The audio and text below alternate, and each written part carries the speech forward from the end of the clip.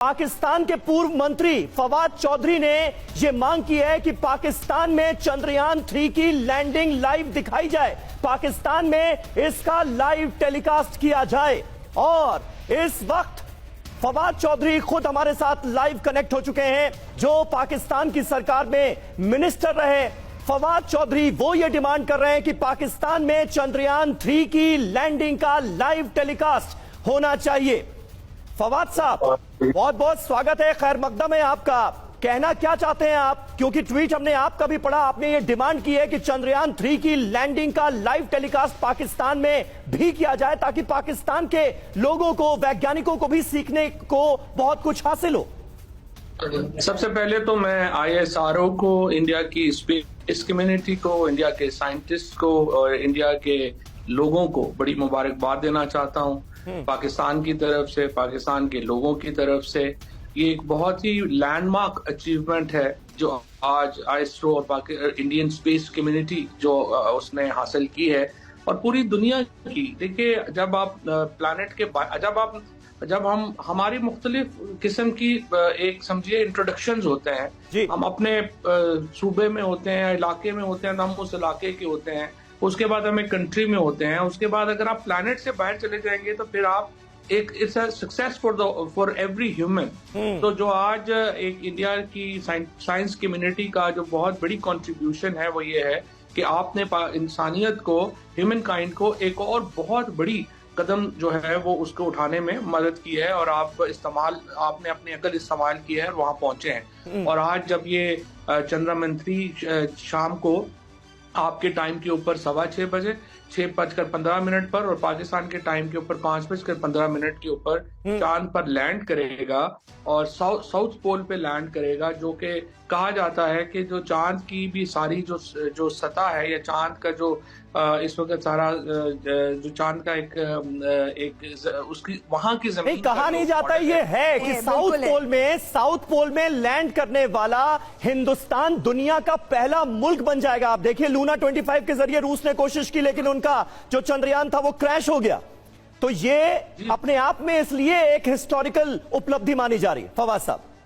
बिल्कुल बिल्कुल आपकी बात सही है। ये मून के साउथ के ऊपर लैंड करने वाला पहला जो है वो एक ऐसा ये होगा। और दूसरा इसमें ये है कि आपको पता है कि जैसे एलॉन मस्क भी और दुनिया में अब बहुत कोशिश हो रही है चांद की कॉलोनाइजेशन की, जहां पर हमने दुनिया में एनवायरनमेंट और इतने ज्यादा इश्यूज जो है उनको हम रो रहे हैं, उसमें हम अब ये भी कोशिश एक इंसान की है कि अगले दहाइयों में वो अगले कई अशरों में जो है वो चांद पर कॉलोनाइज कर सके। एंड यू नो कि हमारे वहां पे चांद के ऊपर जो मिनरल्स की बात की जाती है, जो एक दुनिया को फायदा होगा उसका, वो बहुत इमेंस है। सो अगेन मैं समझता हूँ कि बहुत मुबारक के मुस्तहक हैं वो तमाम टीम जिसने ये एक बहुत बड़ा कदम उठाया इंडिया के देखकर और ये सुनकर भी बहुत अच्छा लग रहा है। समीर, इसीलिए मैं फवाद से अगला सवाल यही जानना चाहती हूँ कि जिस तरीके से भारत इतिहास रचने के लिए आगे बढ़ चुका है, उस पर पाकिस्तान की भी नजर है, दुआएं भी मिल रही हैं, उसके लिए बहुत बहुत शुक्रिया। लेकिन मैं आपके उस बयान को यहाँ पर कोट करना चाहूंगी, क्योंकि अभी जो बात आप कह रहे हैं वो बिल्कुल उससे उलट है। पहले आप ही का वो बयान था जो हमने भी दिखाया था, जब आपने कहा था कि चांद पर जाने की जरूरत ही क्या है जब चांद यहीं से नजर आ जाता है। तो नहीं, वो बयान तो आधा हिस्सा उन्होंने दिखाया था। वो असली इशू ये था, हमारे यहाँ आपको शायद इतना नहीं हिंदुस्तान में लोगों को इल्म कि ईद का चांद देखना जो है वो एक बड़ी कंट्रोवर्शियल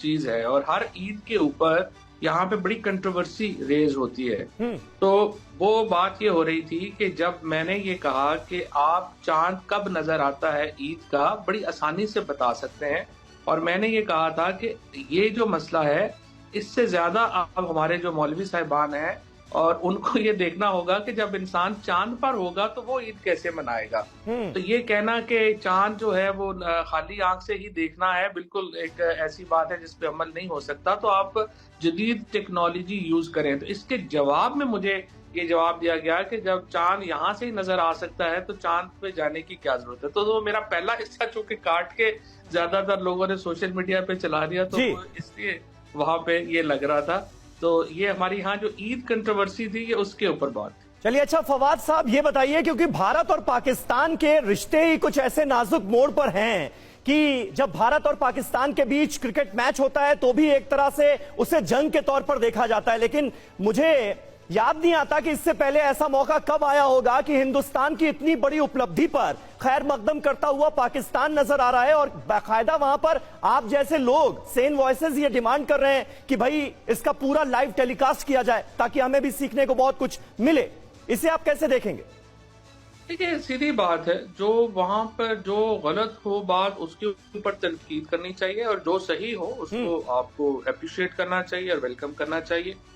बेशुमार पॉइंट्स हैं जहां पर पाकिस्तान की पॉलिसी गलत है और बहुत सारे पॉइंट्स हैं जहां पे हिंदुस्तान की पॉलिसी गलत है, और ये पॉलिटिक्स है। पॉलिटिक्स में कई जगहों पे आप गलत होते हैं, कई जगहों पे सही होते हैं, बट जो इल्म की बात है, अकल की बात है, साइंस की बात है, टेक्नोलॉजी की बात है और उसका फायदा तमाम दुनिया को पहुंच रहा है, तो उसको तो कोई अहमक ही होगा या शदीद नफरत में अंधा हुआ शख्स ही होगा जो कहेगा कि इसको भी हम उसी। लेकिन 2019 में मुझे याद आता है फवाद साहब, चंद्रयान 2 जब नाकामयाब हुआ, जिसे हम नाकामयाबी नहीं कहते, हम ये कहते हैं कि उसकी गलतियों से भी हमने बहुत कुछ सीखा और आज इस लेवल पर हम पहुंचे। उस वक्त मुझे याद है आपने ऐसे ऐसे ट्वीट किए जिसे देखकर लगा कि ना जाने कैसा सैडिस्टिक प्लेजर हासिल हो रहा है आपको, मजाक उड़ा रहे थे आप, लेकिन आज आपको हिंदुस्तान की ताकत का अंदाजा हो रहा है। ये बात भी आपकी सही है। एक्चुअली मैं आपको बताऊं, अनफॉर्चुनेटली हमारे मीडिया में एक प्रॉब्लम जो सबसे मेजर है वो ये है कि वो बैकग्राउंड के बगैर जो है वो बात कोट होती है। वहां पर भी जो था, मैं उसकी ये नहीं कर रहा था कि वो उसका जाने में, वहां पे उस वक्त ये इशू चल रहा था कि एक ज्योतिषी के कहने के ऊपर टाइम तब्दील कर दिया गया था चंद्रयान 2 का, और जो ज्योतिषी साहब के कहने के ऊपर जब टाइम चेंज कर दिया गया तो वो ISRO के अपने लोग जो है वो कह रहे थे कि गलत है, और वो जो साइंस कह रही थी वो सही साबित हुआ और जो ज्योतिषी कह रहे थे वो गलत साबित हुआ। तो उसके नतीजे में देखें, जब आप कोई भी इस तरह का गलत फैसला करते हैं तो होता क्या है कि जो खला के अंदर, स्पेस के अंदर जो कचरा है वो चला जाता है। एंड यू नो कि ये एक बहुत इशू है इस वक्त स्पेस साइंस का कि आप कोई भी ऐसा काम बड़ी एहतियात से करते हैं, बिकॉज अगर कुछ चीज वहां टूट जाए खला में तो वहां तो लोग नहीं है जो जाके कचरा इकट्ठा कर लेंगे, तो उसके नतीजे में क्या होता है कि वो कचरा जो है वो। चलिए ठीक है, इस पूरी थियरी पर हम आएंगे फवाद साहब, लेकिन हम चाहेंगे आप हमारे साथ बने रहें क्योंकि TV9 भारतवर्ष के स्टूडियो के जरिए और हमारे चैनल के जरिए आज पूरी दुनिया देख रही है हिंदुस्तान का दम, और हम चाहेंगे कि आप भी हमारे साथ जरूर बने रहें। स्टूडियो में हमारे साथ तमाम स्टूडेंट्स भी मौजूद हैं।